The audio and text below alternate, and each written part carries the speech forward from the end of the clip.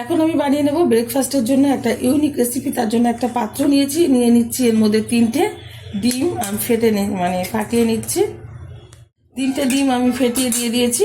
এর মধ্যে দিয়ে দেবো এবার কিছুটা পরিমাণে জ্বালানো লিকুইড দুধ, দিয়ে দিচ্ছি সিদ্ধ করে রাখা আলু। আমি এই যে এটা দিয়ে গ্রেট করে নিয়েছি, এটা দিয়ে কিন্তু সবজি যে ভেজিটেবলগুলো দেবো সেটাও আমি গ্রেট করে নিয়েছি, ঢেলে দিচ্ছি এর মধ্যে।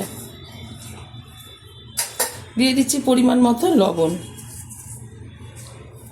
দিয়ে দেবো কুচিয়ে রাখা গ্রেট করে নিয়েছি গাজর, কুচিয়ে নিয়েছি ক্যাপসিকাম, আর নিয়েছি 2টো কাঁচা লঙ্কা কুচি আর কিছুটা পেঁয়াজ, ঢেলে দিচ্ছি।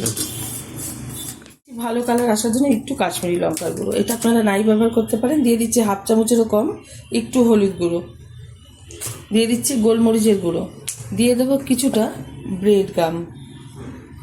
এবার সবগুলো উপকরণ খুব ভালোভাবে হাতার মাধ্যমে মিশিয়ে নেব। ঘনত্বটা ঠিক এরকম।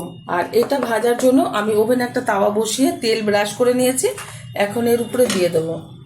আপনারা কিন্তু এরকম একটা রেসিপি অবশ্যই ট্রাই করবেন, আশা করি ভীষণ ভালো লাগবে। যারা জানেন না অবশ্যই ট্রাই করবেন, এতে পেটও ভরবে, স্বাস্থ্যের পক্ষে ভীষণ উপকার। ভালোভাবে আমি ছড়িয়ে দিলাম, সুন্দরভাবে আমি এই যে সেপ দিয়ে নিচ্ছি। এটা কিন্তু হালকা আঁচে ভেজে নিতে হবে, যেহেতু ভেজিটেবল আছে একটু সময় লাগবে। হালকাভাবে কিন্তু একটু উল্টে দিতে হবে, ভেঙে যাওয়ার ভয় আছে। যাই হোক, দেখি চেষ্টা করে।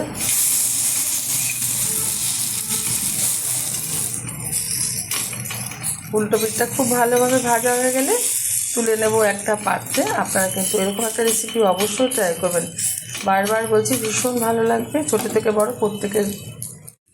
খুব ভালোভাবে ভেজে নিয়েছি, আর এটা কিন্তু হালকা একটু ভেঙে গেছে, তাতে অসুবিধা নেই। একদম তুলতে তুলতে পুরো ঠিক হয়ে যাবে প্রথমটা, সেই কারণে এরকম লাগছে। তো যাই হোক, যেগুলি ভাজতে বাকি আছে সেমভাবে ভেজে নেবো। দেখা হবে পরের ভিডিওতে নতুন কোনো রেসিপি নিয়ে। ধন্যবাদ।